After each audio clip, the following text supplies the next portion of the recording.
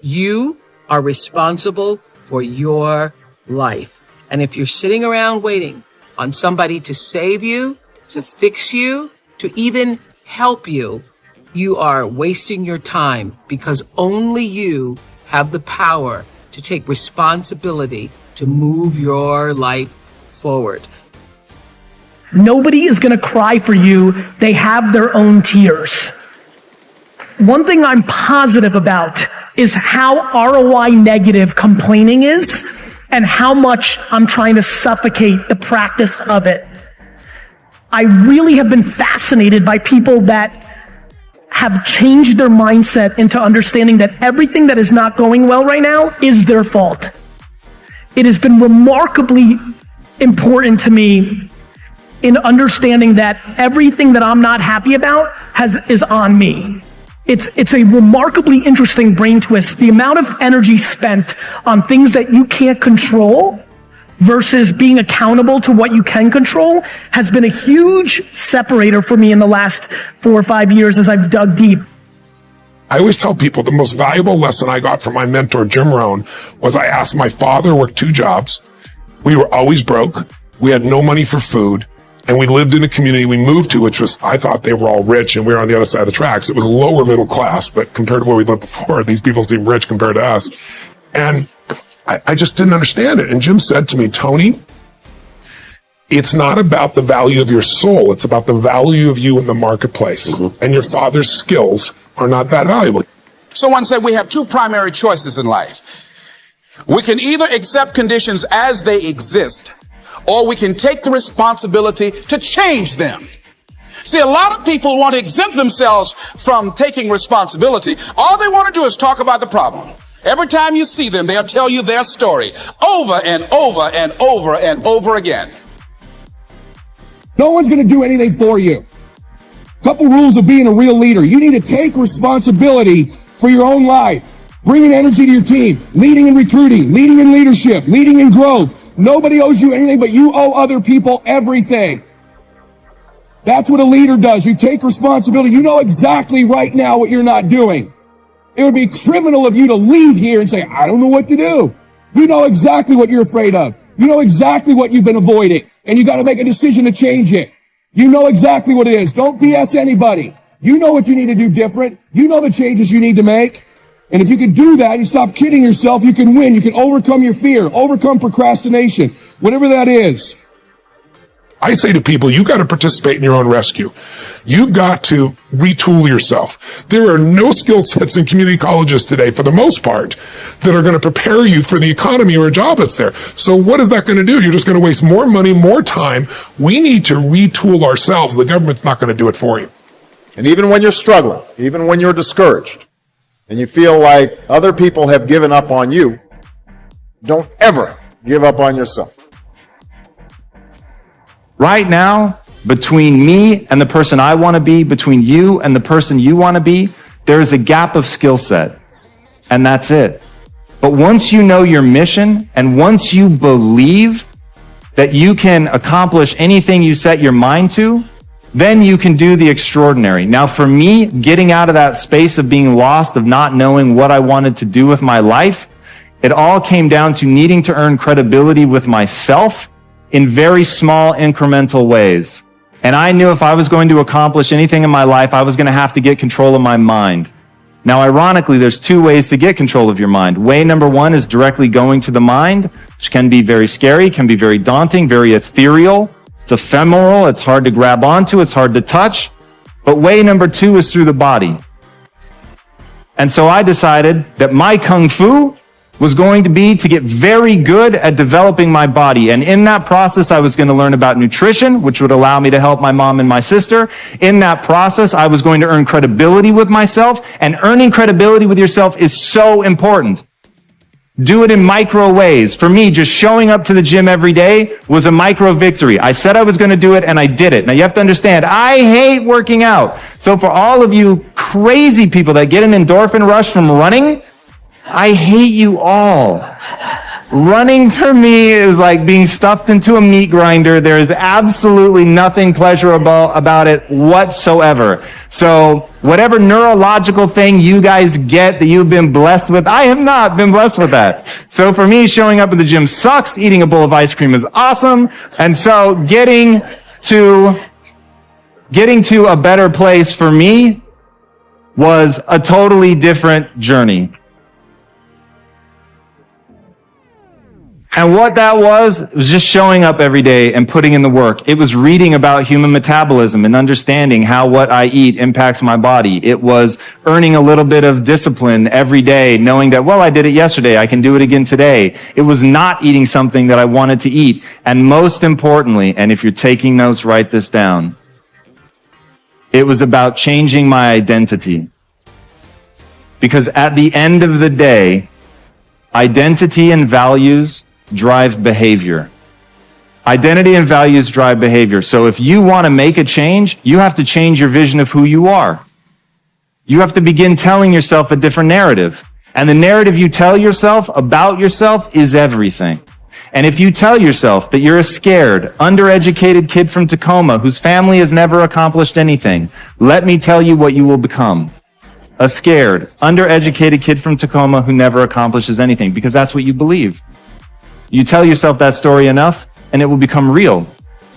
But on the flip side, you could tell yourself a story of you're a learner. You learn faster than most people. You're willing to put in more work than most people. You're willing to read more books than most people. You're willing to spend an inhuman amount of time every day improving your mind simply by getting new ideas into the system. And that you will admit that you're wrong faster than anybody else. That you won't let your ego get in the way. And you tell yourself that story over and over and over. So when somebody comes and tells you how stupid you are, that you're just a dumb kid from Tacoma, you go, you're right, that's amazing. Thank you for pointing out that flaw, because now that I'm aware of it, I can improve it because I'm the learner. And once I switched my narrative to being the learner, it didn't matter where I started, it only mattered where I was trying to go. And as long as I had that clarity, then I could execute because I believed I could do anything I set my mind to without limitation. You don't need a better economy. You don't need better seed and soil. In fact, when it comes to seed and soil and rain and sunshine and seasons and the miracle of life, that's all you got. Now, what if you blame this stuff? Then you're blaming all you got. If you blame the economy, and you blame the schools, and you blame the teachers, and you blame the sermons and the preachers, and you blame, the marketplace, and you blame the company and company policy, what else is there? When some people get through with their blame list, there isn't nothing else. That's all there is. And if you blame the only thing you've got to work with, I'm telling you, it's called mistake colossal. In not understanding that that's all you've got to work with. And if this is all you've got to work with, then you don't change the seed, and you don't change the soil, and you don't change the rain, and you don't change the sunshine, you don't change the seasons. Right? Guy says, I'll take 3 springs, 4 summers, 9 falls, no winters. And no! You can't fool with this stuff. You got to take it like it comes. Then what do you change to make your life work well? You got to start with your philosophy. Guess what I had to do at age 25 in order to change my own future? I had to change my mind. I had to change my thinking. I had to change my philosophy. I was messed up on what was causing my problem. And once I got that straightened out, that all the stuff I blamed, the government and taxes, and the marketplace and the economy, and things cost too much, negative relatives, cynical neighbors, once I got rid of that and started going for where the real problem was, which was me, I'm telling you, my life exploded into change. My bank account changed immediately. My income changed immediately. My whole life took on a whole new look and color immediately. And the early results I got from making these philosophical changes tasted so good, I've never stopped the process from that day until today. And I'm telling you, with a little consideration of the refinement of your sail, by setting a better sail, refining your philosophy, your whole life can start to change from today on. You don't have to wait till tomorrow. You don't have to wait till next month. You don't have to wait till spring. You don't have to wait till 93. You can start this whole process immediately. I recommend it. Now, some people do so little thinking, they don't even have their sail up. I mean, you can imagine where they're going to wind up at the end of this week, at the end of this month, at the end of this year.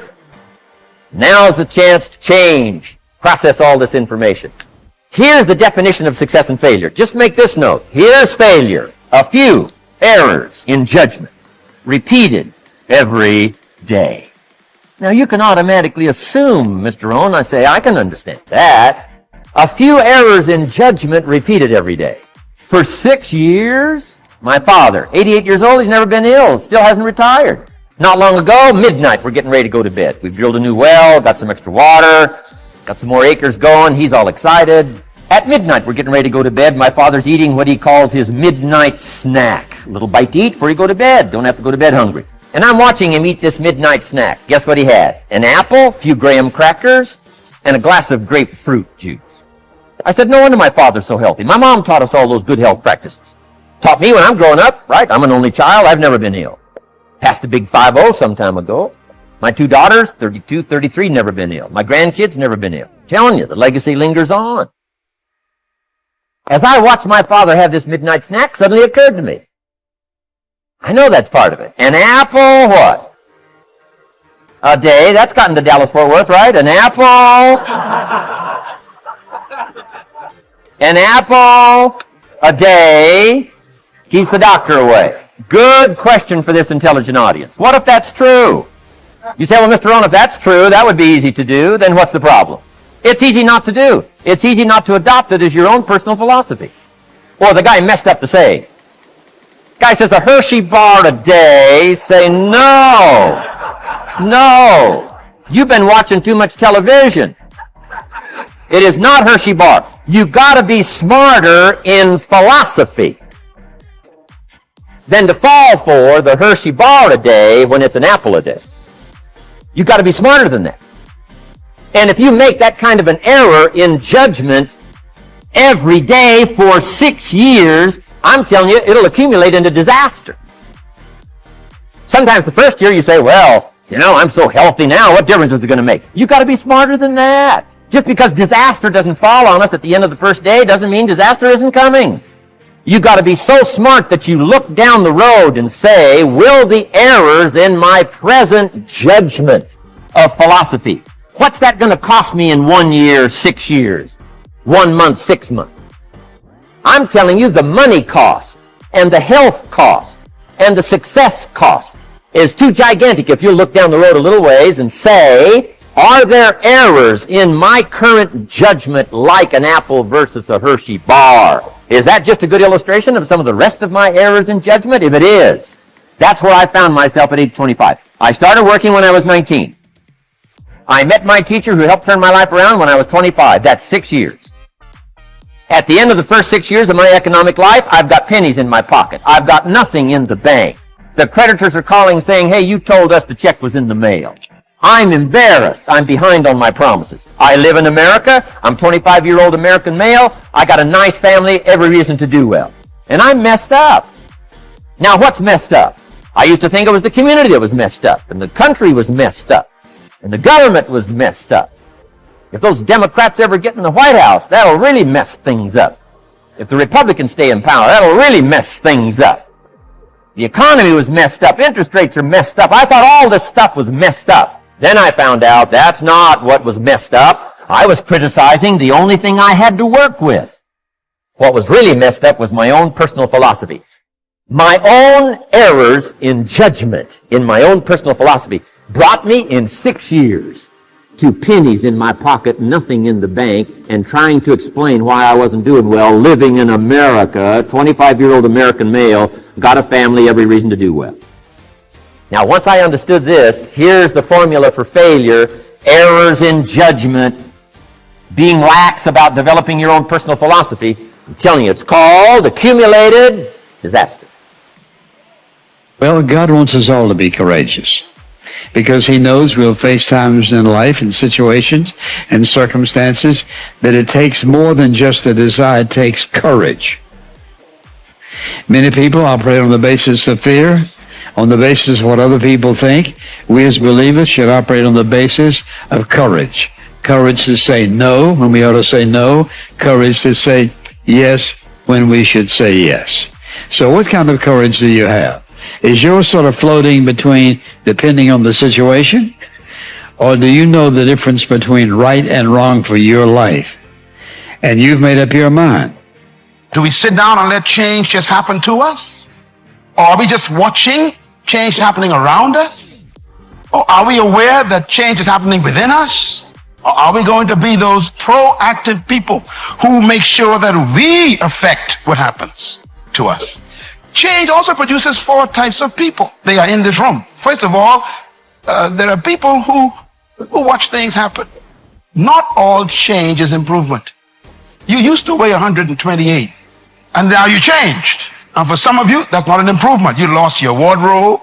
You lost your ability to climb up steps fast. You even lost the quality of health that you had. Change doesn't mean improvement all the time. But the problem is, without change, there can be no improvement. So you have to decide what to do with change. Change will happen, and if you are not careful, it could be destructive. So you have to determine, what kind of change do I want in my life? And I want you as a young person, as a mother and a father, as a business person, to think about your company even, or your family, or your educational pursuit. What kind of classes do you want to take in college this year? What kind of grades do you want? What kind of relationship you want to have in your life? Who do you want to drop, and who do you want to pick up in your relationships? What kind of people do you want to associate with? Where do you want to travel that you've never been? What are the books you need to read you never read before? The changes come with choices. So what kind of person are you? Drive. That's this puppy right here. This is what you want. This is your prefrontal cortex. Drive is the mode where you're in charge of your thoughts. Okay? It's where you are fully awake, you are present, and you are driving your thoughts and actions. When you're doing that, your prefrontal cortex is active. The prefrontal cortex is the part of the brain that you need in order to learn new behavior, in order to do something difficult, in order to do something uncertain, in order to do strategic thinking. So I'm going to give you an example. So I'm a righty. If I were to try to write with my left hand, Lewis is going to torture me and tie my hand behind my back and make me do this, I could do it. It would look like I was writing with my foot. And if Lewis came up to me and said, "Hey, Mel, you want some bulletproof coffee?" I'd be like, "Lewis, I'm trying to concentrate. I can't do this." My prefrontal cortex would be el fuego, because it is firing on all cylinders to communicate to my hand new behavior. So the thing that's cool about that is that you can use a simple trick. The moment you feel yourself hesitate, the moment you've got one of those moments where you know that you need to, this is that moment that Lewis talks to you about, where you got to step outside of your comfort zone and you've got to lean into your passion and you've got to really take some risks and you got to feel the fear and you got to do it anyway. That's the moment where you just woke up and now you got a decision to make. Are you going to drift back into the habits, or are you going to awaken your prefrontal cortex and drive forward and focus and do something new? I am a strong believer that we quit. Because why? How does a 297-pound cockroach guy who quit on everything is now considered one of the baddest men on the planet? How is that possible? It means I had to change one thing, my mindset. So there's no way in hell that was in me, but that guy was in me. Well, that guy came down here and said, "Hey, guess what, man? You're a fat ass, but I'm going to now make you a badass. I'm going to miracle this to be a badass." No, it was in me. I had to believe and make that belief work. And through hard work, I did that. And if you understand the mind, it does what you tell it. That's its job. And if you tell it better stuff, you have an amazing life. And if you tell it mediocre stuff, you have a mediocre life. I want you to think about this goal that you want. I want you to envision it and see it in your mind's eye. And every day say to yourself that it's possible. See, most people are not accumulating wealth. Most people are living in poverty. Most people are living far below their potential. Not because they don't have the capacity, not because they have not been given authority and dominion over everything on the face of the earth. But most people are living like they're living because of the fact that they don't believe they can have any more than what they now have. In the book called Miseducation of the Negro, Dr. Carter G. Woodson says, if you can determine what a man shall think, you'll never have to concern yourself with what he will do. If you can make a man feel inferior, you never have to compel him to seek an inferior status, for he will seek it himself. And if you can make a man feel justly an outcast, you never have to order him to go to the back door. He'll go without being told. And if there's no door, his very nature will demand one. That's why Scripture reminds us, be ye not conformed to this world, but be ye transformed by the renewing of your mind. So every day you have to sell yourself and get out of your mind those old thoughts, that old belief system. Every day you've got to sell yourself on that it's possible. That you got to put a new mind in you. You got to get out of your mind. You got to begin to restructure your thinking. Every day you've got to begin to recondition your mind. See, many of us go through life making choices, thinking it's our choices, and it's not. What do you mean by that? I'm reminded of the great anthropologist Margaret Mead. She was in a restaurant in Europe, and a waiter saw her and said, "Oh, how are you? I'm so glad to see you." He said, "There are several other Americans here tonight." And she said, "Is that right?" He said, "Yes." She said, "When you serve them dessert, let me know, and I'll tell you exactly how many are here." He said, "That's not possible." She said, "Let me know after you serve dessert." When he served dessert, he came back and he told her. She got up, she walked around, and she looked and she observed, and she said, "You have exactly 65 Americans here."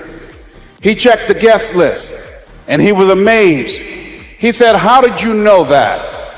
She said, "Because in Europe, when you eat a slice of pie or cake, you eat it from the back toward the tip. In America, when we eat a slice of pie or cake, we eat it from the tip toward the back." How many of you, when you eat a slice of pie or cake, you eat it from the tip toward the back? Raise your hands, please. Good. Now, what else is in your mind? What else are you doing unconsciously that you don't even know? I'm going to say something and I want you to answer it after it. I want you to end it for me. Winston tastes good like what? How many of you don't even smoke Winston but know it? Raise your hands, please. Now, that commercial been off the air for 30 years. 30 years. See, let me share something with you. The easiest thing I've ever done was to earn $1 million. The most difficult thing I've ever done was to believe it could happen to me. That was the most difficult part. To believe that given my circumstances, if my birth parents came down this aisle right now, I would not know either one if my daddy came up here or my mother came up here. Given the fact that I was born in an abandoned building on a floor, being labeled educable, mentally retarded, not having any college training, I used to feel all my life that people who had college degrees were more intelligent than me. I remember going to see the late Dr. Norman Vincent Peale, the author of the book, The Power of Positive Thinking. And I used to look at him up on stage and I said, I could do that. I would love to talk to people. I love to talk to people. And I said, I could do that. But then when I started going back to my car, my mental conditioning activated itself. And it said, Les Brown, you can't do that. You don't have a college education. Les Brown, you can't do that. You don't have the training. You've never worked for a major corporation. You can't do that. What makes you think you can earn $5, $10, $15, $20,000 in an hour? You don't earn that now working for 2 or 3 months. What makes you think that you can speak for AT&T, Procter & Gamble, McDonald's Corporation, General Electric? These are clients I have now. You've never even worked for them. How many of you ever thought about something you wanted to do and you talk yourself out of it? Raise your hand if you know what I'm talking about. That inner conversation is what's going to haunt you after standing here and saying, I can do all things through Christ who strengthens me. After saying that again and again, we are more than conquerors. That inner conversation will cause you, when you leave here, to go back leading a life of mediocrity, leading a life of unproductivity, leading a life of poverty. You said something in there that is really interesting, but I don't understand quite what you mean by it. So you said you have to make sure that the language is not only compelling, but absolutely up to date. What do you mean up to date? Well, I'll give you an example. I worked with somebody who was morbidly obese. And he had a story, you know, when I was a baby, I was only 2 pounds. I nearly died. My parents had to feed me every hour, wake me up. And if I threw up the food, my mum would cry. And he has this story. I'm like, okay, but that's 50 years ago. Now you're going to die of being 600 pounds. So you have to talk to the mind and say, this is completely outdated. It's behind you. So people have a story, I can't find love because my dad left when I was 1. I can't find love because my mum preferred my brother. I can't be a success because I never went to university. I can't speak in public because I blush. And without understanding, when you describe why you can't, you keep it going. If you keep talking about the symptom, your mind keeps it alive, because whatever you focus on, you get more of. And so a lot of people have language that's completely irrelevant. Like, yes, I know your dad left when you was 1. I know your mother put you up into foster care and didn't love you, but that's then. This is now. And so they have outdated stories, outdated language. I can't do that because... the classic one I held up, oh my God, my boyfriend just ripped out my heart, stamped all over it, killed me, and if I find love again, it will kill me. I'm like, darling, he got bored, and you would have got bored too if you'd stuck around. And that was your starter relationship. Go and find a better one with someone amazing. Everything he loved in you, you didn't take it home with him, it's still there. So don't use that irrelevant, I found love and it killed me when it ended. So I found love, the wrong person, but I'm going to find it again with the right person. It's going to be amazing and compelling. He's going to fall in love with my soul. We're going to be together forever. Because you got to turn your mind on, and it loves exciting words, dramatic words. Really loves words that make a picture. So if I said to you, you can be the most phenomenal, powerful, awesome, incredible speaker. When you speak on stage, everyone stops to listen. You could hear a pin drop. They look at you. They hear what you're saying. They like you. The mind goes, oh, I like this. I know where I'm going here. But when you go, I'm not bad at speaking. Sometimes I'm quite good. Occasionally, I really get it right. The mind goes, what are you talking about? That's not dramatic enough for me. Yeah, I'm a huge believer in the power of self-talk, and that the way that you talk to yourself is going to have a profound impact on how you move forward, and, like you said, getting excited and using big language. I'm way on board with that. There is not a person in this room that is not constantly up under attack. No matter how blessed you've been, no matter how successful, no matter how accomplished, no matter how healthy, no matter how fruitful you are, somewhere in your life, you are either being attacked or about to be attacked in some area of your life. What is it that will make it worth it for you to face the rejections? What is it that will make it worth it for you to brainstorm and not be intimidated and say, I can do this? What is it that will make it worth it for you to raise the bar on yourself and say, I got some more stuff in me? What is it that will make it for you when you want to give up? And God says, I'm going to bless you, but you've got to dress for the battle while you receive the blessing. With every blessing, there is a battle. I would venture to say the greater the blessing, the greater the battle. The enemy would not send that level of battle against you if there were not that level of blessing before you. The level of battle you face is an indication of the level of blessings that you stand to receive. No robber robs an empty house. Nobody holds up a bag lady because she doesn't have anything to steal. If you're up under attack, there's something to be gained. See, you got all dressed up not to run. You got dressed up to stand, not to give place or territory, not to evacuate the turf that's yours. And it's in these moments right now that so often we feel like backing down. Life ain't gonna be easy. Ain't nobody gonna hand you nothing. You still gotta go to work. You still gotta compete against everybody in your industry. Life's still gonna happen while you trying to blow up. It's the obstacles in our life. It's the hardships. It's the mountains that we climb that make life worth living. But the mountain's not supposed to stop you. Your mountain has the materials for your miracle. Just because you feel afraid doesn't mean you have to be afraid.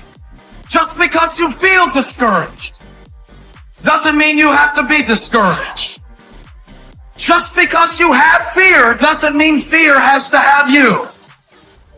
It's hard to handle it. You got to fortify yourself and say, come on with it. I've got to step into it. If you're going to be successful in this game, you got to have a dog within you. You got to know it's a dog fight, and you got to go get that fight. A man's character is not judged after he celebrates a victory, but by what he does when his back is against the wall. So no matter how great the setback, how severe the failure, you never give up.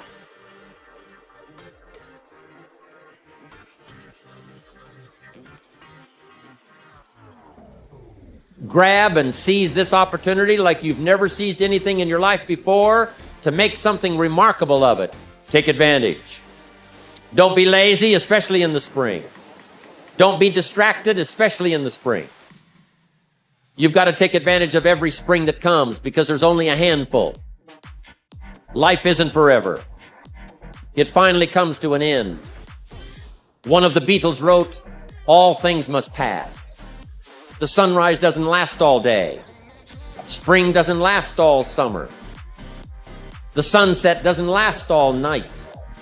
We all have periods of time, pieces of time.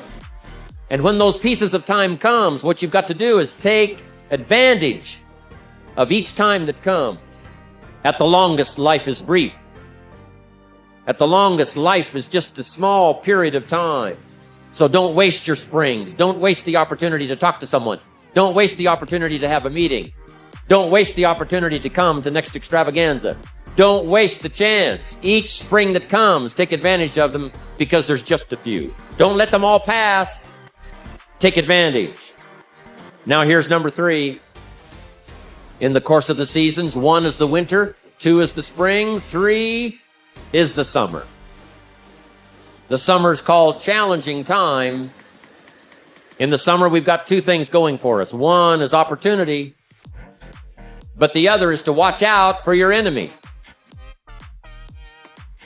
Nourish your values in the spring, in the summer. Like a mother, nourish the values. Distributors you've got, make sure that they get plenty of nourishment from you.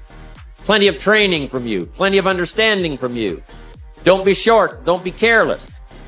Give them your best like a mother would give the best to her child.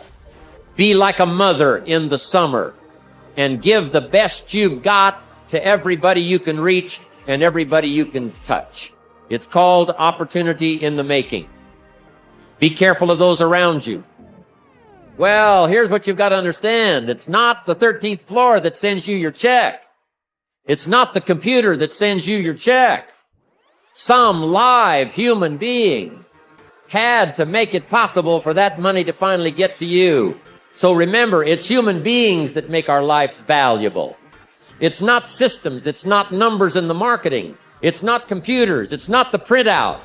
It's not points and it's not royalties. What makes us all rich beyond our wildest imagination is people. So be mindful of investing in the summer in every person you can possibly invest in. They will make you wealthy. Of course you struggle to remember it in your day-to-day life because life is difficult and it's harder to do things than not to do them, and it's harder to do them well than to do them badly. You know, and it's easy to sit around and be hopeless. I don't mean it's emotionally easy because it's not, but it's procedurally easy to be useless and to fall back into your old habits and to not discipline yourself. And it's a matter of continual practice, slow continual practice. And I think a good example of that is something like weightlifting. You know, if you start a weightlifting program, which I would recommend, by the way, because it's tremendously advantageous physically and cognitively, you're not going to really see results for a number of weeks, and then the results are rather slow, but you can get pretty decent results over a 6-month period and absolutely stellar results over a couple of years. And so you have to make sure your time frame is right and not to be too hard on yourself. And so get your goals straight and continue to practice every day. And if you're not succeeding, then make your goals slightly smaller. You want to make your goals large enough so that they challenge you, but small enough so that you have a reasonable probability of succeeding at them on a day-to-day basis. And then you have to also understand that if you fail on a given day, like let's say you're trying to quit smoking and you quit for 2 weeks, and then you have a cigarette and you think, oh my God, now I've screwed it up. I'm not quitting anymore. You smoke a whole pack of cigarettes. It's like, well, there's a couple of mistakes there. And one is, well, just because you had a cigarette doesn't mean you failed. It just means that you had a cigarette. You can start stopping again the next day. And the fact that you had one cigarette in the last 2 weeks is a hell of a lot better than the 2 weeks that you had before that. And so you've got to be realistically humble. You've got to be ambitious enough in your goals so that you're pursuing something that you regard as truly meaningful and worthwhile. You know, and maybe you can judge that to some degree if you think about someone you love attempting the same thing and think about how you would feel if they managed it. And if you would feel good, then that's probably a good, what would you say? That would be a good evaluation strategy to use on yourself. So you want your goals to be of sufficient nobility so that you can live with yourself properly if you're pursuing them, but you want them to be small enough so that you have a reasonable probability of implementing them.